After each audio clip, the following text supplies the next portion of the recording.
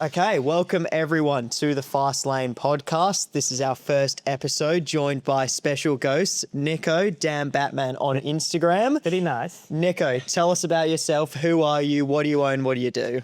A lot of you know me in the car world as DAMMNN or from DBTV, but so I'm Nico Chen.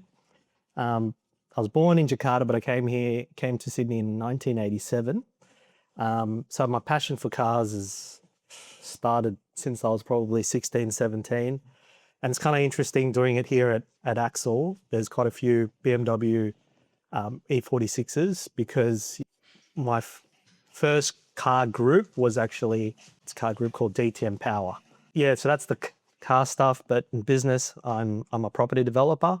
Been doing it now for coming up to 25 years. But I didn't start in developing. I actually started working in a Toyota car dealership. Wow. Yeah, really? So my first full-time job was working in Truscott's Toyota, 5 Dock, Parramatta Road.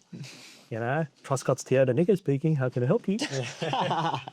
So Were you doing sales there, or what I was your... doing car sales. Wow. So my journey actually started from applying for jobs in Double Bay, trying to work in the real estate industry. And two of the leading real estate agents there in Michael Paley and Brad Caldwell, they were ex-Mercedes-Benz and Toyota car salespeople. And they basically said, like, if you really want to learn straight away, get into car sales. Because if you get into property, it'll take a while before, you're actually going to be selling property. So the first 2 years, they were like saying you're just going to be turning on the lights, taking people's contact details.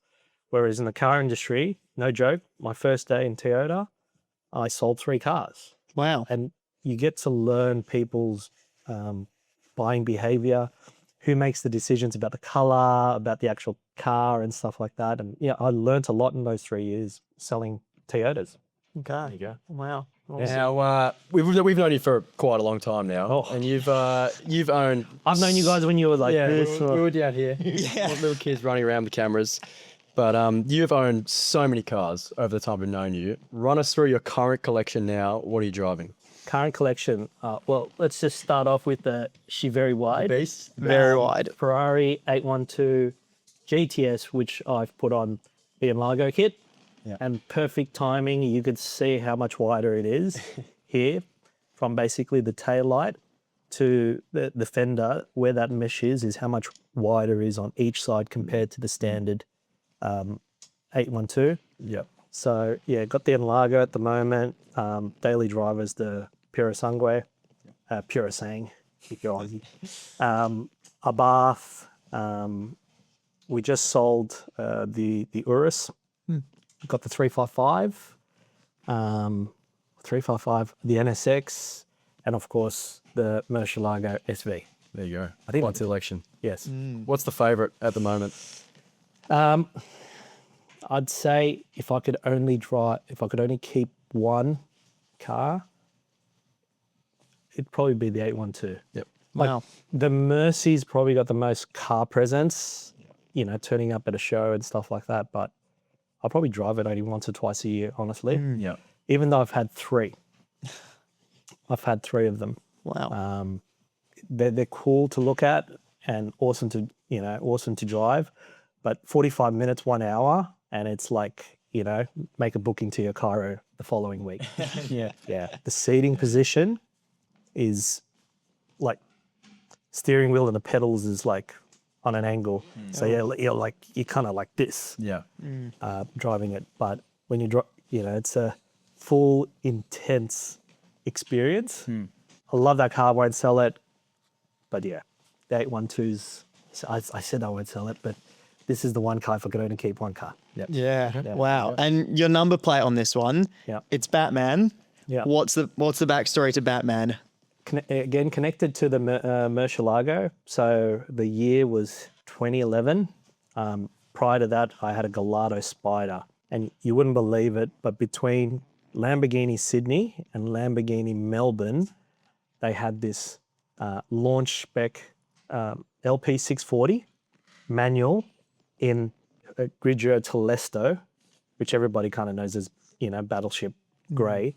And that car for 12 months, no one wanted to buy it because at that point in time, it was like if you wanted a Lamborghini, it had to be yellow, it had to be, a bright color. And that was a launch spec, which was the Alcantara was like a cockpit. So the driver's side and the passenger side had different color suede. Anyway, long story short, so after 12 months, ended up doing a deal. And then when I was trying to find the appropriate plate, because prior to that I had Selfie, I had Rated M, I had all these plates. But then I watched Dark Knight and I saw a grey Murcielago getting crashed. And that was it. I just tried different combinations. I tried the proper spelling Batman. Unfortunately, it was on a Corolla. Oh. Yeah. It was on a Corolla. Of course. So Of course it was. I changed the A with a 4 in 2011. That's where Batman, Dark Knight begins. There you go. Yeah. And Batman ever since. Yeah. And you said you've had 3 Murcielagos. Yep. That was on number 1. That was number 1. What's number 2? So manual 640 coupe. Had that for 3 years. I did over 20,000 Ks on that car. Value-wise, I actually went backwards on that car. Nobody wanted to buy it, even in 2014. That was the period that Lamborghini and Ferrari started saying they're switching over to like the paddles, and everybody's like, I don't want manuals. Yeah. We want the newest thing, which was, for the BMW SMG, the F1 shift and the e-gears. So the manuals weren't desired and those type of colors weren't desired. Then I went to a Maserati MC Stradale because I had 1 point left. So I needed a car that made a lot of noise, but didn't go very fast. So that was Maserati Gran Turismo. Perfect car Yeah. for it. A lot of noise. A lot of noise. No go. Then there was this LP640 Roadster, which was ordered for the Sydney Motor Show. I think it was like 2008, 2009. Some people still have photos when they were little kids standing in front of it. Wow. At the Sydney Motor Show. It was in a color called Verde Draco, which was made famous by Jeremy Clarkson in Top Gear, where he had that eagle kind of following him. So that car was for sale for a while. The first owner, well, the person who ordered it, he was from Melbourne. He had pawn shops, like, porn. Yeah. Kind of makes sense when you look at the spec, actually. Yeah. He pulled out of the deal, and then Sydney sold it to one of the nicest people you could ever meet, Alan Tattersall. I'm not sure if I can mention it. So I bought my Gallardo Spider off him. He had that car. He was selling that to get into a Porsche Boxster Spider. And again, I bought that That was a manual. And at that time, no one wanted manuals. No one wanted that Roadster because of the finicky toupe Yeah. roof. Yeah, that was number 2. I had that for like 2.5 years, which eventually then got sold to Melbourne. So yeah, then I had a bit of a break from Murcielagos. You touched briefly on value there. I think it'd Yeah. be good to talk about that. Obviously, you see a lot of people now, I guess, considering supercars as a form of investment, some supercars. What's your opinion on that? Is that something you're into yourself, or what do you think about that? Yeah, I mean, it was an interesting period. Like I said, that period, everybody was into the SMGs, the e-gears, the F1 paddles. And then the manuals were actually, dropping in value. 34 GDRs, NSXs, all in that period, they just continually, they were continuing declining in value. Did I buy it thinking that it was going to be $1 million car one day? I did think it was going to be $1 million car one day. I just didn't think it was going to happen so quickly, actually. I thought it would take probably 10 years. But in actual fact, COVID kind of fast forwarded everything. When everybody's at home during 2020, 2021, I think there was a lot of people that said, YOLO, I'm going to buy the car that I've always wanted. And so that poster car during 2020, when everybody's at home, they're like, all right, when we get out of lockdown, I'm going to buy that car. Send it. I don't care. Yeah, send it. Yeah. Don't even look at the postage cost, right? You just go for it. But obviously we saw that kind of spike after COVID. Some cars kept on going up, but some cars obviously, kind of dipped. Yeah. But it's harder to find investment value cars now, I think, unless you're spending those like really big dollars, like the big Ferrari hypercars or the limited edition. Yeah, well, you've got the Murcielago SV currently, which is a lot of people regard that as like the creme de la creme of V12 Lamborghinis. Is that a collector's car to you? Is that something you're going to hold long term? I mean, we've spoken in the past. You're considering manual swapping it. What's the story there? Is that breaking news? Oh, Jesus, you heard it first on this podcast. Yes, because obviously my first two were manuals. The SV as a model is obviously numbered. It was originally supposed to make 350. Pretty sure 350 weren't made, but I'm pretty sure it was more than 186, which some people were saying it's probably somewhere in between 250, 270 were made. 5 still remain as 7 was made in manuals. That's like the ultimate Murcielago SV in the manual. I think other than that, it was probably the manual Roadsters, LP640s. But yeah, one of the things I didn't like, I don't like in my current SV is the e-gears. It's a bit jerky. Around the track, it's fine. But, when you're going around the city, when you're just kind of cruising, the first few meters, it's like that, especially when it's cold. I think there's a bit of a debate now about these conversions. Does it add value? Because you're spending at least 70 to 100 grand. I'd like to think those that do those conversions, they should get their money back at least. It does improve the driving experience, in my view. I probably would drive my car, the SV, more often after I did the manual conversion. Seems like a bit of a risk not being a factory option. Correct. So I've been in that position with my 575. So my 575, I bought that. It was already converted from an F1 to a manual gearbox with all factory parts. Yeah, right. Okay. I think I paid a bit of a premium, and when I tried to resell it, I lost 100K on that one. Wow. Right. I lost 100K. Is that the biggest loss you've taken on selling a car? The British cars. British cars. Yeah. Okay. McLaren. Yeah. There's a town in England UK called Bath, because that's what happens when you buy a British car. You absolutely take in a bath. I love the McLarens. I love my Bentleys, but resale, they're tough. Yeah. It's really unfortunate. I love my Bentley and lost 40% in 2 years. Ouch. Yeah, 40% in 2 years. McLarens, if you had the LT, probably slightly better. Obviously now McLarens are struggling with the Arturas. Yeah. Yeah. You get a lot of money for the car though, if you're willing to Yeah. take it on, right? Yeah. But yeah, 575 I lost a bit. That was in like over just a year. Yeah. Wow, that's rough. That is rough. You've had 2 765s, is that right? 2 765s, yeah. Okay. You've had a few McLarens, I remember. They've been pretty famous cars in Sydney. Yeah. The first one, the coupe, I actually made money. Yep. Okay. I think like the guy that bought it off me has probably lost money. But again, it was right at that COVID time. But yeah, McLaren, they released the 750 after the 765. And then you go to the car dealership, and obviously the new car salespeople, they tell the customers that the 750 is a better car than the 765. As a 765 owner, then it's just like, well, I thought I had the ultimate. Yeah. Right? Yeah. Good cars though. I'll be honest, people ask me if I had any issues between my 650, 720 and 2 765s. Other than small stuff, yeah, I've been very fortunate. I never had any of the suspension issues, never had any of the cracking glass.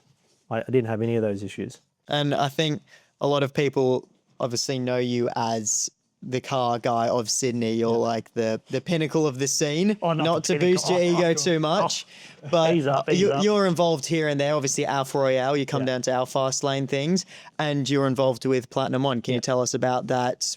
How did you guys start it? What's the backstory there? Car shows, again, going back 25 years ago, started back when people used auto seller, right? Auto seller. For people my generation, that was the show to go to. And unlike the Cars and Coffee of these days, people prepped weeks, if not months. You know, it's like Sydney Auto Salon's in March or December. We'll prep it, getting ready for it, like 6 months, 9 months in advance. Yeah.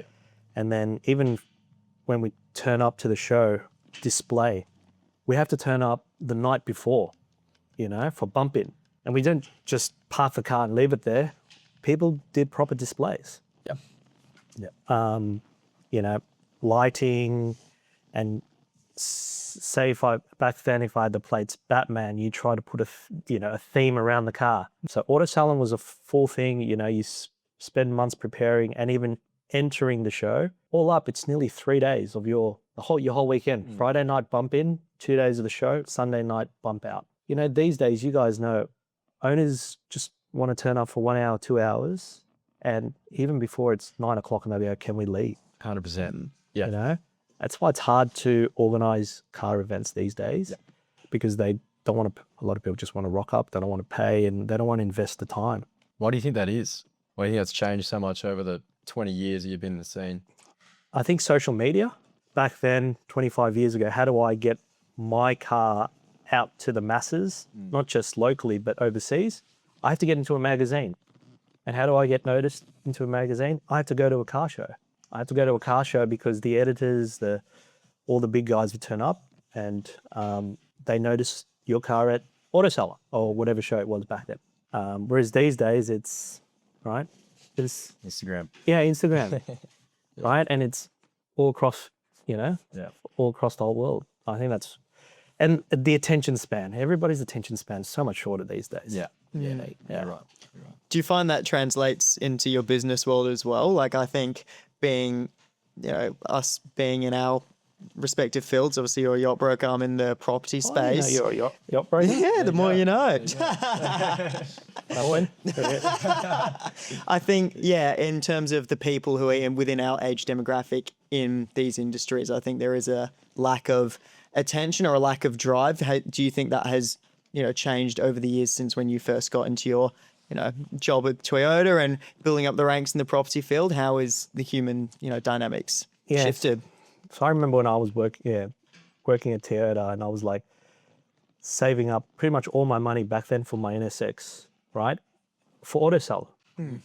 It was all up, probably 2 years of planning to get to buying the car, trying to buy the parts from Japan, because back then the internet was a bit sketchy, right? There was and then translation was a bit hard. To try to buy parts from Japan was hard. There was the communication issue. So we would buy the magazine and look at the parts, but it took me 2 years to plan for that. And then I went to Japan to pick up the parts using frequent flyer points that I earned from selling Camrys and Avalons. There you go. I flew up Jetstar. I was in Osaka for 24 hours, flew there with just a hand carry, came back with two coffin-sized boxes of wide-body parts, flew from Osaka to Cairns. Hopefully the A2 is not watching. It was listed as Civic parts, all right? Less Ford, less GST. And then from Cairns to Sydney, and my car was being built at J Racing in Canberra. Put the box in the back of the car, and I drove to Canberra so that Jerry could install the custom kit on the NSX. 2 years, is what I kind of sacrificed, working 5.5 days at Truscott's Toyota. Awesome. Yeah. Where'd you go from there? You started with Toyota. What was the trajectory? I was there for 3 years. Happy to admit that I got a start with my family to get into property development. So my first development was in Gerrard Street, Cremorne. So a lot of people that actually live around Mossman, on Gerrard Street, number 81, before the bend, before the RBT on the other side. 2006 to 2009 was my first property development. So I was very, very fortunate. I do tell people that I got to start with working with family. And in 2014, I 100% went on my own. Had a few good supporters in a few extended family and some friends that invested in our developments. That's cool. We've obviously come a long way since then. What's been the biggest development to date? After Croydon, we got into a hotel site in the city, 2016. And we completed that in 2019, which is now the Vibe Darling Harbour. That opened in October 2019. We were very, very lucky to have sold that hotel, exchanged on Christmas Eve 2019. Just before we had those bushfires, you know, when the whole sky was like red and black, right? We exchanged, and then January I actually went to China and I went to Japan, and I proposed to my wife now, Louisa, on January 11. And on January 11, got back to the hotel. In Japan, they started talking about SARS-like virus. And I had to quickly freaking Google it. Well, there was no chat or anything. I was still Google back then. And there was already people saying that this is a big cover-up and all that. Anyway, I was starting to kind of panic for the settlement. But lucky we had a buyer who it was cash long term, and he settled, and he actually bought another hotel after that in Melbourne. But people ask me, like, you know, in terms of being a mentor or advice, and I always like say, working hard's not enough. You got to have a good support, you know, support network, whether it's friends, family, other business colleagues, or for myself, my wife. She's very supportive, but timing and luck, I'd say, is 50% of my success is timing and luck. Like Vibe, I think if we tried to sell that a year later during COVID, the sale price probably would have been worth 20-25% less. Wow. Right. There you go. Yeah, that was the last major hotel sale in Australia for like years. So yeah, maybe a little bit TMI, but That's right. No, That's great. Yeah, no, cool backstory. Obviously, we see on your Instagram every few weeks you're posting up a hole that you're digging at the moment. Tell us what's going on there. I had a bit of a break from hotels, so I settled on that in 2020, March 2020. Had a break for around 4 or 5 months. Again, talking about timing, in July, August 2020, I started attending industrial and data center conferences, seminars. And I went to one seminar, there was probably the same amount of people that we got here about data centers. Wow. And there was a gentleman called Robin Cooter. Not sure if everybody's heard of him. Air Trunk. Air truck? I don't know what it is. But he sold the business for like, at that time he had one data center. I think last year and a half ago, he sold the business for like 20 billion. Wow. all right. Yes. Right? Yeah. Robin Cooter, Air Trunk. Everybody's heard about data centers now, right? But back then it was just, when they were trying to explain to us, what is a data center? It's like, it's like, the toll, it's like the highway of the future. It's like the Westfields, has all these stores. Well, basically they said data centers is like where the online version would sit. We thought, we were going to build it. And then I attended some of those seminars and they were telling us how much some of those things cost, some of the data centers. Basically the property component, which is what I normally do, the land and the warehouse and the construction part of it, is only 20-25% of the value of a data center. The other 70-80% of it is in the IP and all these NVIDIA graphics cards, all the memory chips, all the diesel backup generators. So I was like, data centers is way above my head. I'll just get into traditional industrial sheds. Yeah. 2 jobs I'm doing at the moment is one at Kemps Creek. It was my first industrial job, and really I got into it thinking everyone was telling me industrial should be easier compared to hotels. I learnt the hard way. Took 4 years to get our approval. 4 years. Wow. During that time, somebody convinced us to go back into hotels.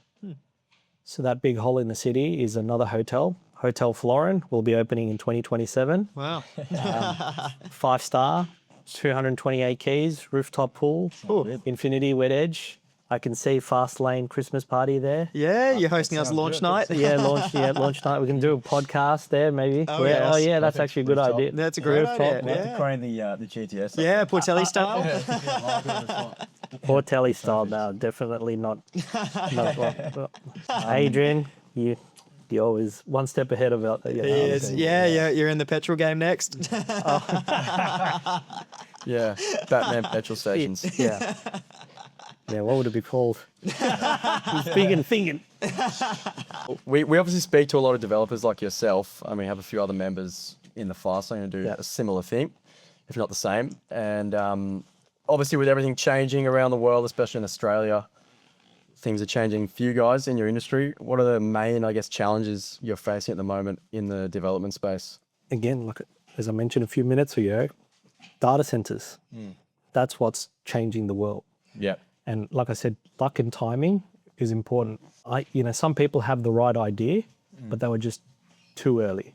Robin Cooter with that air trunk, he was one of the early guys. He saw, he went from, just being a uni student, an immigrant, to now trying to scale $1 billion business to 20 billion, and now he's targeting 100.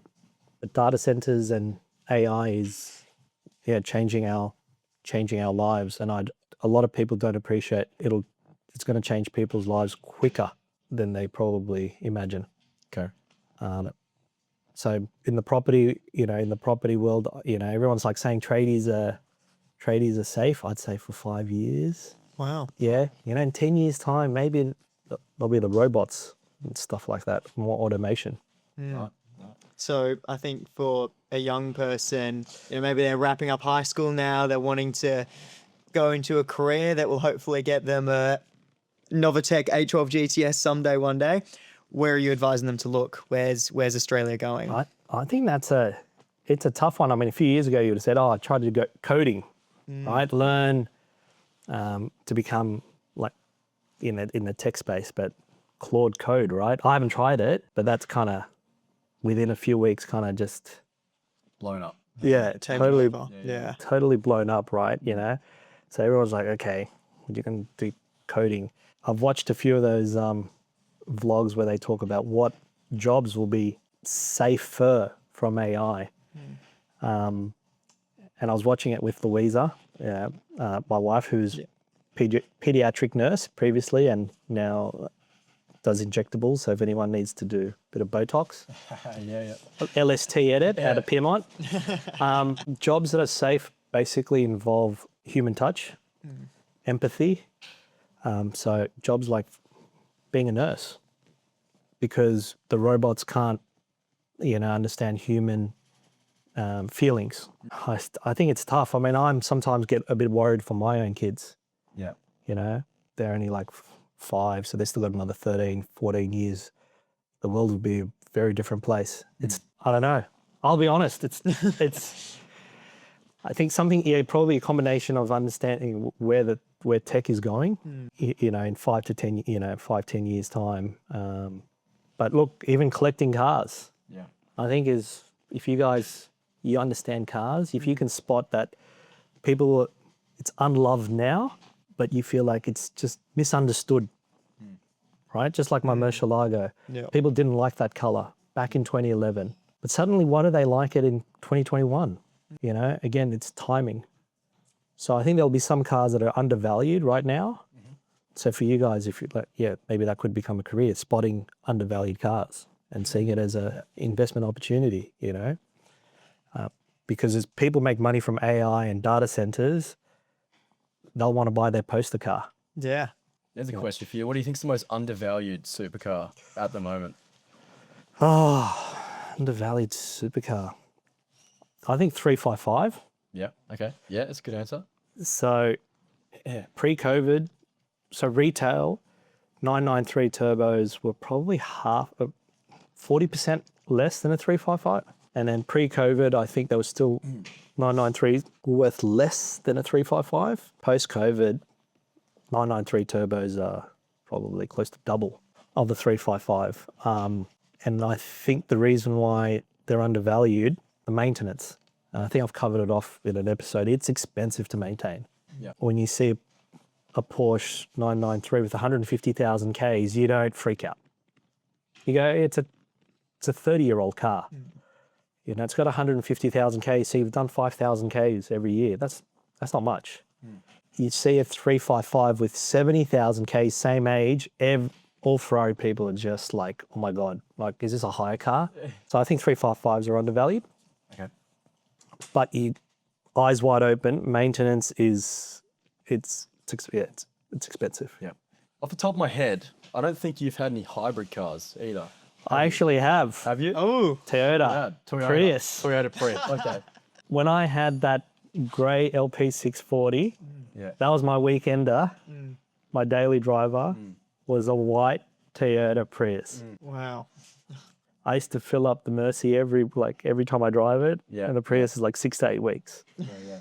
So, yes, I've had 2009, 2010. Yeah, right. OG Prius. Yeah. What do you think about the new hybrid supercars? We obviously see cars like the Artura sort of struggling, and then some of the values as well kind of dropping off for those newer hybrid supercars. You avoid them, or what do you think?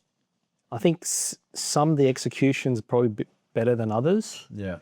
But like, it was interesting, we just sold our, Urus. We test drove the Urus SE, and I didn't appreciate this, but the hybrid does change the exhaust sound, the engine note a touch. So if it was pure V8 versus combining it with the hybrid, it somehow changes the pitch, changes the sound. And the other thing that we noticed as well is like when we're in reverse, because when you go into reverse, it disengages the engine. Yeah, we didn't like it when it was in reverse, silly as it sounds. But I would prefer a hybrid over an EV. Yep. Still. But if I had the choice between the hybrid version and like the Urus, I think Louisa and we're still leaning towards the ICE Urus. Yep, fair enough. Have you driven the Temerario? I haven't driven the Temerario. Yeah. But you can even that the sound, right? I mean, it revs to 12,000, something ridiculous, but it sounds like a bike. We were saying this exact thing today. Richard brought the yellow Temerario along today. Temerario. And revving it to redline, like, it just sounds like it's being choked or something. Yeah. Like, it's got a nice tone to it, but it should be loud. It needs an exhaust. Yeah, but so there's been a few guys in Europe that have straight piped it. Yeah. It's loud. It's not And hurricane loud, though, is it? it's quick, but it doesn't have that, chest thumping, the Wolf of Wall Street kind of, feels. There you go. But yeah, on paper, you're like 12,000, revs and everything. Yeah. It should absolutely scream. But I think it sounds more superbike inside the car, probably. Yeah, for sure. Probably a Rexy. Yeah, so Rexy, doesn't it? Let's talk about first our backstory as well. Like this is kind of going, a bit jumbling up the episode right now. But Nico and we met back in 2017, 2018. Yes. So I was fortunate enough to host Shmi 150. Tim picked him up. Yep, picked him up in the F12. First introduction to a YouTube car influencer. And he organised a meet at Macquarie's Chair. Yeah. Oh, look at that, right? There was still a meet up at Macquarie's Chair. I think it was a bit wet, actually. I remember it was a bit wet that day. Yeah, Boxing Down. Yeah. It's probably 100, 150 car spotters. Yep. Myself and Alex included. Mostly underaged car spotters, right? Yeah. And I don't know, should I say it or you should? Well, yeah, we're at this event to see Shmi, and my older brother, he pointed at Nico. He was The DILF. The DILF, yeah. He pointed at Nico and was like, "That guy's famous. You need to get his signature." It's the guy from Gangnam Style. It's Sai. That's Sai. What are you doing? Ferrari collector David Lee. So I go up to him with my little phone case, like, can you sign this? And I think you're on Instagram Live at the time. Oh, yeah. And you passed, So the guys, Rick, Chris, partners, they were sitting in a Bentayga. Yes. And they were like, "You got to be kidding me! He's being asked to, sign the back of the phone case." Yeah. And I didn't really know you. It was only, but I had like tingles going through my body. You know, I was like, it was, you know, it was very, I would say sweet, but it was, you know, it was the first time anybody asked me for an autograph. So it's full. It is full circle because now we're Yeah. sitting here interviewing you. You're one of the members of our car group. I think it was probably 4 years, 5 years later that you came up to me with the phone case Yeah. at a separate event. Yeah. And I was just, Cars and Cronuts. I remember you doing that. Cars and Cronuts. You went up to him in the Yeah. same phone case, I think it was. Cars and Cronuts. I've still got it. It'll be somewhere at home. Cars and which one? Remember that? That was the one in Botany, and you brought Jesse, who does the and you, Melbourne yes, Ocean Club. Oh, yeah. So, in that warehouse. Yeah. right. And some kid actually comes up to you and gets you to sign his camera. I've got that video somewhere. It's So that was in was it Botany, was Botany. it? Yeah, son of a baker. Yeah. Oh, you're son of a baker. Yeah. So there was a guy with a yellow Mercy at that event, and he had a photo in front of one of my cars like 10 years prior to that. And I was like, Wow. another, shows you my age too. He's been in the scene for for a long time. very long time. Yeah. But yeah, so full circle now, we're part of the inner circle. You're part of the inner circle. Yeah. Yeah. I mean, I you think just came on our overnight trip 2-3 weeks ago, whatever it Yep. was, the South Coast Tour 2. Tell us, how did you find it? You're obviously going for lunch tomorrow with a few of our members as well. How have you mingled with the group, and what's your key takeaway? So I'd say in Sydney, in terms of the well organised drives and clubs and community, Fastlane's probably definitely probably the leader. I don't know if there is any public groups outside. I mean, there's a lot of closed network, car friends type of thing, but they don't really open themselves up to outside people. So yeah, Fastlane, I went on that overnight drive. I always wanted to go because I see you guys kind of posted up. It's a good networking event. Highlight, I'll be honest, was trivia. Really? I was, guys, I was upset. I was expecting round 3. No round Right? I was 3. expecting round 3. Seriously, it was good fun. We do get that a lot. So Yeah. the first overnight trip we did was down to Bangalore at the Shoalhaven, and we didn't do the trivia. And the second one and the third one we did the trivia, and everyone seems to love There it. have been long-lasting disputes coming from those. Yeah. Time.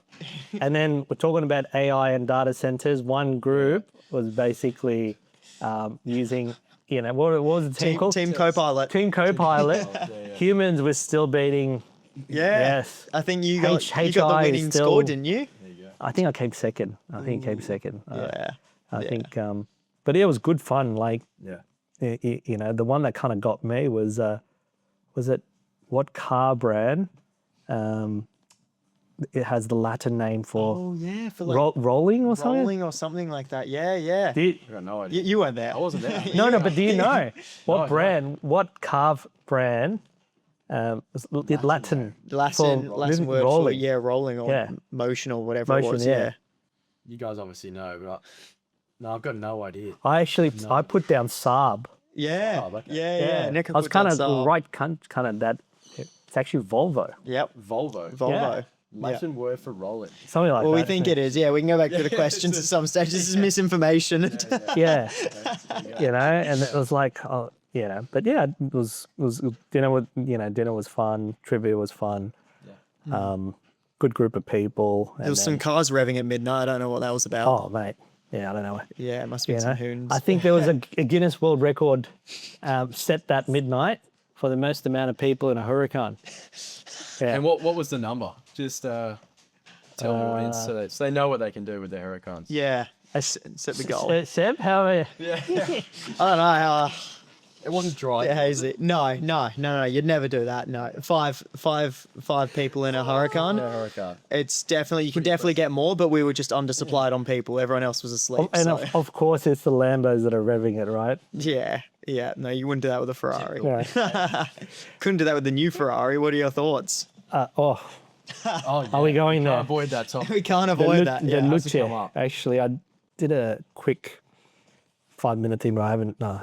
sorry, Brandon, I haven't made my comments. We haven't put up our vlog in terms of my thoughts on the Luce. I think similar to, you know, what I mentioned about the AI data center, I think the Luce is just, the target market isn't, you know, the cars that are surrounding us. They've gone from a different demographic. I mean, Shmi covers it where he basically said, normally car events, the first group of people to see the unveiling of a new car is the automotive YouTubers. But for the Luce, whatever, let's not Luce, yeah. It was the tech journalist, the tech YouTubers, like Marquez Brownlee. All those guys saw the car and drove the car. Tim Schmee didn't even get the opportunity to drive the car. That's wild, isn't it? You know, so clearly it shows that the target market isn't us, right? The ICE, you know, group.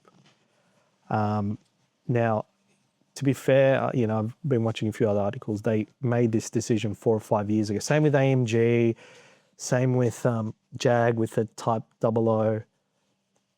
Pre-COVID, you know, they felt like the EVs had to be a totally different direction to their ICE cars. But I think the Ferrari took a big gamble that with the design that they didn't go in-house, right? Because even with like the F80, the SF90, the 849, they were designed in-house. And even then their design, the comments online is mixed. But with the Luce, the interior and exterior was sent out to whatever, Johnny. From Apple. From Apple. Yeah. Yeah. It hasn't been received well, has it? You know, so a few weeks after, it's always interesting to go back and see how things were received. Like I look back at the BMW M3, M4. I hated it at the beginning. Hated it. I think everyone was the same with that. When Right. it first came out. It was again, if you know, it was getting trashed, that car. It hated it. Yeah. And then I, you know, made fun of it, posted up stories, Beaver, blah, blah, blah, blah. It looks ridiculous. And then there was one in my apartment building, car park. I'm like, okay, all right. I saw a few more and I'm like, all right. Yeah. And guess what it is? Similar to what we'd say, timing.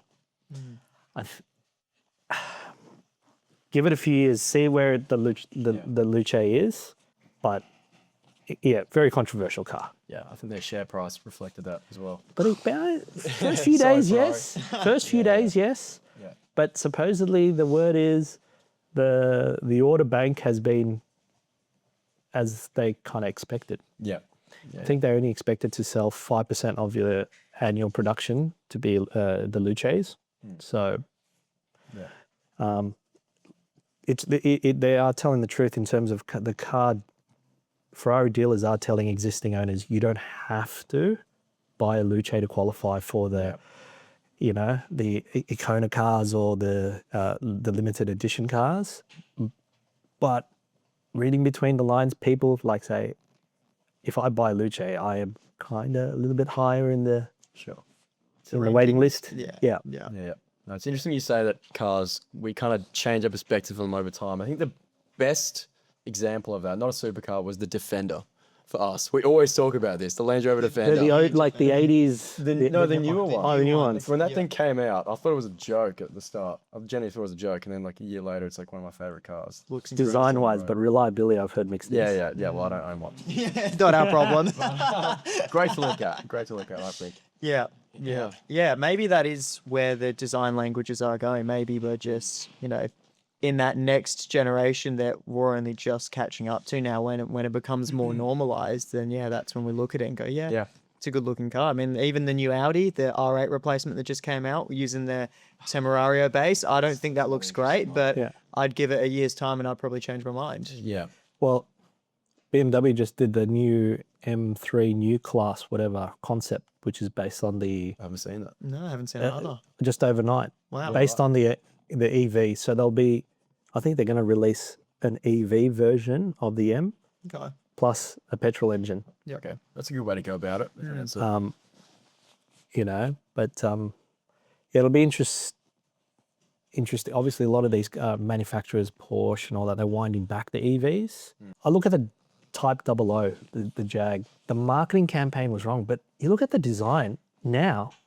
Actually, it looks looks all right. The Luce made it look a lot better, to be honest. But I've noticed sales. I've noticed so on my car sales watch list. yeah, Even SF90s are moving. You know, SF90s are moving, but they're Puros. It's 812s. There's very few 812s now on the market. They've kind of gone up because I think, again, you know, when you say undervalued or people don't, they realize Ferrari's kind of going in a different direction, yeah, and they won't be making these type of cars again. So you'll just kind of accept, if I want a Ferrari, it's not going to be a new one. I'll have to buy, you know, a second-hand one. Yeah, I'm kind of throwing you on the spot here. Can we expose your car sales watch list? What's on the radar? What's next? Car sales watch list.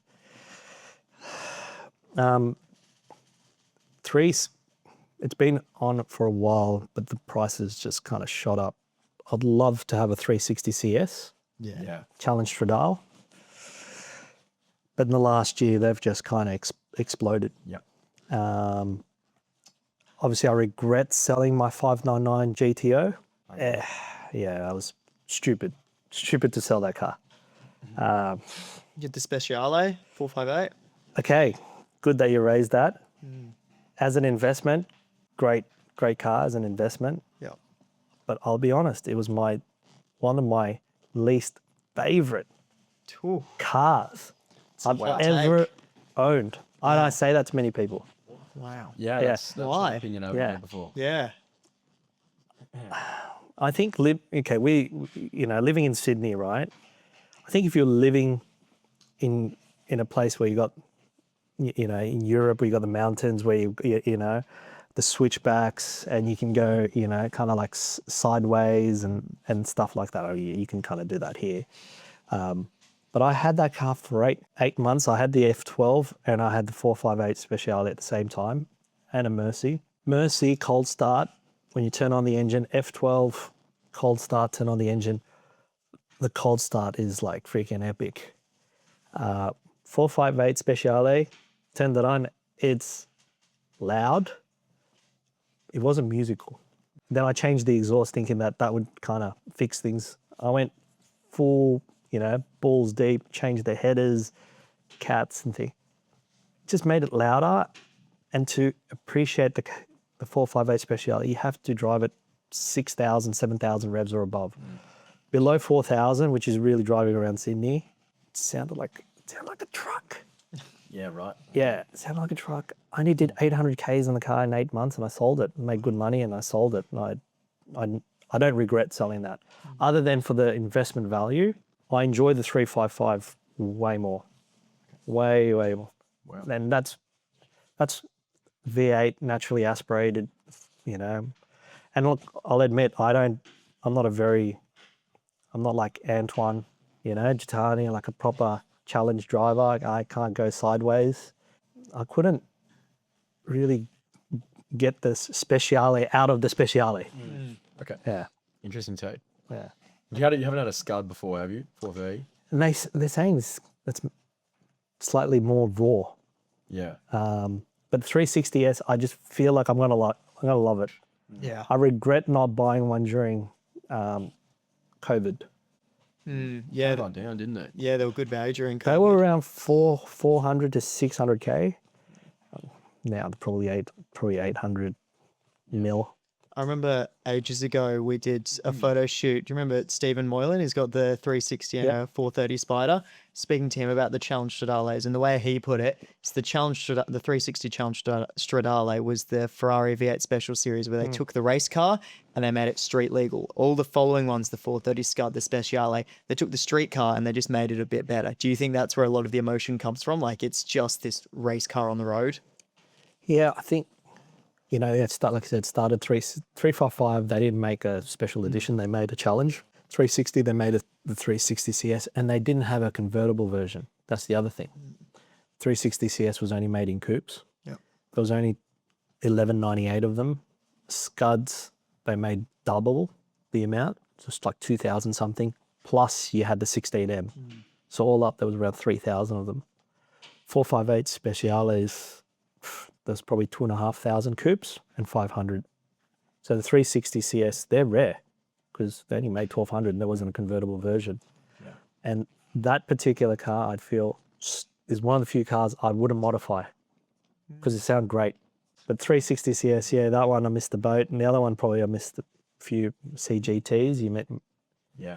Which is a very sensitive topic in Australia at the moment. CGT, capital gains tax. Yes. No, Carrera GT. That's probably Daniel Walsh and the others, right? But the Porsche Carrera GT, that one definitely went bananas. 3 years ago, I think there was one for sale in Melbourne for like 1.6 million Aussie. Is that the one Adrian bought?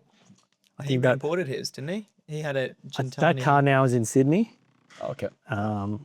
I think that guy wants to stay private, but he's got a few Porsches. He bought well. I think the Carrera GT is because it's left-hand drive, so you could sell that car anywhere around the world. Whereas, you know, if it's right-hand drive, our market is kind of limited, right? Yeah. Right-hand drives are UK, South Africa, Hong Kong. Japan, you can drive right-hand drives, but majority of the hypercars, they buy them in left-hand drives because they know from a resale point of view, it's a bigger market. Nice. Well, I mean, we're probably running. Yeah, probably. We told Nick. There's a part two. There's a part two already. We're 58, right? 58, yeah. The brief to Neko at the start of this was, it'll be a quick 20-minute interview, and then just gone bloody hell. further and about further. cars for 2 weeks, probably, if we sat. I think we could. Yeah. So I think we'll wrap it up now.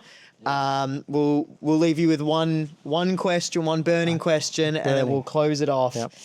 If you had died tomorrow and you could leave one more message to the world, one lesson, what is it? What's your legacy, Neko? It's very intense. Very intense. Very intense. Let me go and chat and give you an answer. In part 2. I think it's kind of connected to AI and where we're heading. It's don't lose, you know, that human, you know, that kind of makes us unique. Sometimes I'm kind of guilty these days to rely too much on, you know, on chat and Claude. I think the next generation, if they use AI too much, then their answers are kind of, it's like a similar answer. Everyone's going to be giving similar answers. Yep. So yeah, just be yourself. What makes me DAMMNN is, you know, my unique personality. So use AI to kind of help, but don't think that it's going to be the be all end all. I think there could be an AI reckoning, to be honest. In 10 years' time, there's going to be that mistake where the humans kind of let AI make the decisions for us. So, yeah, humanity. I don't know. It sounds a bit deep, and That's good advice. Yep. Awesome. No, thank you so much. We so appreciate it's a bit jumbled up because I'm really thinking, that's hit you with a bit, left field question there, but no, that's a great answer. We really appreciate you having you here on our first Fast Lane podcast. Guys, I think if you get an opportunity to spin around to see some of the cars around here, we'll have to. Can we bring the setup with us? This is the coolest setup. Thank you to Alex and Axel for hosting us here on our podcast today. Can we walk around and film some of the cars, or should we be wrong? This okay. So we've got Neko Batman, 812 GTS, and then just check out some of the cars here. This is a car collector's dream, Neko. In fact, you're good at walkthroughs of dealerships and the cars here. Give us a rundown. I think we should start off with the BMWs over here. So, like I mentioned, I was part of this group called DTM Power. And in terms of controversial design, this was a controversial design at the time. It was in between the E36 and the E46. We call it the clown shoe. Clown shoe, bread van. There was different names, but it was actually unloved for a little while. But now they become kind of, people think that they're, cool, and I think they look cool now. But look at the collection of E46 M3s here. You know, the 6-cylinder, naturally aspirated. What a car. And you got the CLK Black Series. I think AMGs of back then was, you know, much more specialized, whereas now, you know, you could put an AMG badge on a lot more Mercedeses. Even that new EV, is it AMG 4-door coupe, whatever they call it? Yeah. But yeah, I think the younger generation, even you guys, we're kind of more, you know, gearing towards the older cars. Even myself, there was a time that I always wanted the newest and kind of greatest, but now I'm kind of appreciating the classic cars a lot more. Even 1M, I think they've kind of held. I always, every time I look at it, it's like nuggety, right? With the wider eyes. It's like walking like a nugget. And then obviously we got an Aston Martin Vanquish 310 kph. So this was, pretty sure this belonged to a neighbor of mine probably 10 years ago. Probably one of the most famous car garages in Australia, because the view was, you'd see the Aston Martin, and in the background you see the Opera House and, you know, the Harbour Bridge. Maybe we should probably go for a spin around the block. Seriously, I actually wouldn't mind having it. Anyway, that was me rambling for another few more minutes.